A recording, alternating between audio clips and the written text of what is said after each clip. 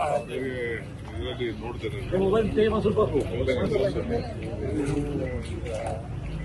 ಅವ್ರಿಗೆ ಆದಂತ ಮಾಹಿತಿ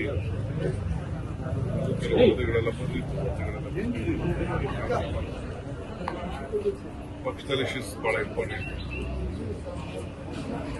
ಯಾಕಂದ್ರೆ ರೆಸ್ಪಾನ್ಸಿಬಿಲಿಟಿ ಕೊಟ್ಟಿರ್ತೀವಿ, ಏನಾಗಿದೆಯೋ ಅಂತ ಇನ್ನೂ ಒಂದು ರಿಪೋರ್ಟ್ ಬರಬೇಕು, ವೇಟ್ ಮಾಡ್ತಾರೆ. ಸರ್, ಜಮೀರ್ ಅವ್ರ ವಿರುದ್ಧನೂ ಏನಾದ್ರು ವರದಿ ಕೊಟ್ಟಿದಾರಾ ಸರ್? ಯಾಕಂದ್ರೆ ಅವರನ್ನು ಸಿಎಂ ಕರೆದು ಮಾತನಾಡಿದ್ದಾರೆ, ಅವ್ರ ವಿರುದ್ಧನೂ ಕ್ರಮ ಆಗಬಹುದು ಅನ್ನುವಂತ ಚರ್ಚೆಗಳು ನಡೀತಾ ಇದೆ. ನನಗೆ ಮಾಹಿತಿ ಸರ್, ಚೆನ್ನೈಗೆ ದೆಹಲಿಗೆ ಹೋಗ್ತೀರಾ ಸರ್? ಚೆನ್ನೈ ಅಥವಾ ದೆಹಲಿಗೆ ಏನಾದ್ರು ಹೋಗೋ ಸಾಧ್ಯತೆ ಇದೆಯಾ ಸರ್? ಚೆನ್ನೈ ಮೋಸ್ಟ್ಲಿ ಇವತ್ತು ಸಾಯಂಕಾಲ ನಾಳೆ ಪ್ರೋಗ್ರಾಮ್ ಇದೆ ಚೆನ್ನೈಯಲ್ಲಿ.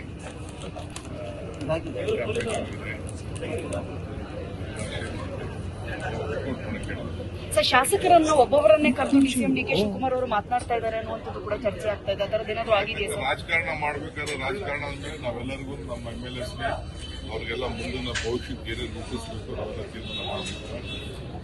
ನಾಯಕತ್ವ ಯಾರ್ಯಾರಿಗೆ ಏನೇನು ಹೇಳಬೇಕು, ಯಾರ್ಯಾರಿಗೆ ಏನು ಗೈಡ್ ಮಾಡಬೇಕು ಅದೆಲ್ಲ ಮಾಡ್ತೀವಿ. ಎಲ್ಲರಿಗೂ ಕರೆದು ಇನ್ನೆಲ್ಲ ಸಿದ್ಧತೆ ಆಗಬೇಕು, ಕಾಂಪಿಟೇಷನ್ ಎಲೆಕ್ಷನ್ ಇವೆಲ್ಲ ಇರ್ತದೆ. ಇವೆಲ್ಲ ಮಾತಾಡೋಂಥ ಡ್ಯೂಟಿ. ಪಾರ್ಟಿ ಪ್ರೆಸಿಡೆಂಟ್ ಆಗಿ ನಾನು ಮಾತಾಡಲ್ಲ, ಯಾರು ಮಾತಾಡ್ತಾರೋ ಬಾಗಲಕೋಟೆಗೆ ಇದಕ್ಕೆಲ್ಲ.